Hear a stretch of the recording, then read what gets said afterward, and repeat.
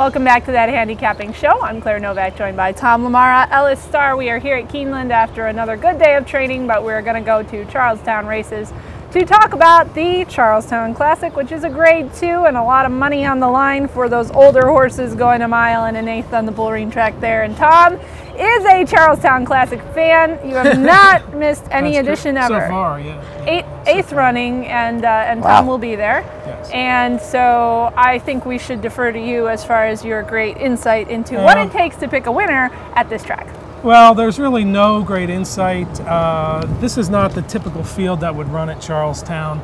There's some really nice horses in this race, no real standout, which kind of makes the race really interesting. The one thing which I've said many times is when you're handicapping this track and you don't know about it, when you run a mile and an eighth, you go 3 turns. So that can throw some horses off. It's just not the way that horses are used to running.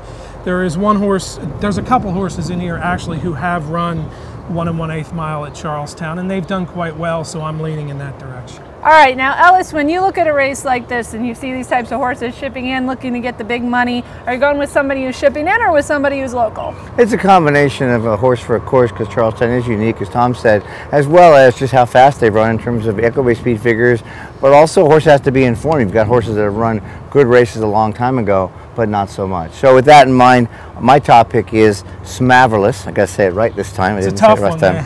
Yep, Smaverless. Smaverless just posted the upset in the New Orleans Handicapper, and I don't think it was that tough to come by. The horse had earned more than $250,000 earlier in his career, had gone all the way down to claiming, was claimed by Mike Maker his last 2 races, 2 races coming in to the New Orleans were really good, and then he put it together for the win. I think he can do that again. Imperative, a horse that just wakes up at Charlestown. He hasn't won in a couple of years, but he won the 2014.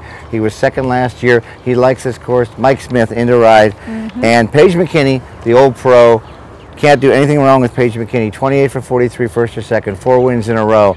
Honorable mention goes to Stanford, who I like on speed figures, but he hasn't won at a mile and an eighth yet. That's right. Stanford ran that huge 122 last time out, running second by a neck to his stablemate Blofeld in the Gulfstream Park Handicap, and I am going to pick him on top just because I think Fletcher is shipping in here with a horse who is clearly had run a good race last time out. I do probably think I'm going to kick myself for not putting Imperative into the mix, but I was shocked that Tom did not pick Paige McKenney, his heartthrob, on top. No, heartthrob is the wrong word, but he loves this horse. No, I went with Imperative.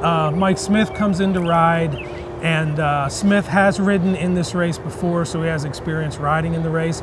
Imperative, you're right, Ellis, he just seems to run extremely well here, and even though he hasn't won, his form in graded stakes in California is very good. And you know, he drew post 5. I think he's going to be in the right spot. Paige McKenney would be an outstanding story if the horse won.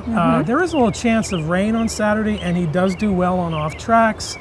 If he gets a trip, you know, he could absolutely win, and I would have no problem with that. But for handicapping purposes, Imperative, I believe I picked Donworth second, and Paige McKenney. Paige McKenney coming in off 4 straight wins and got his grade 3 last time out, so definitely a good horse to root for there. And I'm going to throw in Hard Aces. I think he ran a good race last time out in the Santa Anita Handicap to be second to Melatonin. Yes, he was far back, but I just think the class there, I don't know, we don't have a lot of respect for Melatonin though, so we'll see what happens. But I do have to tell you that here at Keeneland and in Kentucky in general, things are heating up for the Kentucky Derby, and we'll have a very special guest on next week's edition of That Handicapping Show, which is our preview edition for the Derby, and then we'll have our Derby week edition as well with some B-roll of horses on the ground. So we always want to thank Equibase for sponsoring the show, and this is the Equibase feature race of the week, so you can go there. Get free products. Free products, analysis, and more. Follow us at BloodHorse.com for all of our weekend coverage. Follow us on Twitter. We always want to thank you for watching.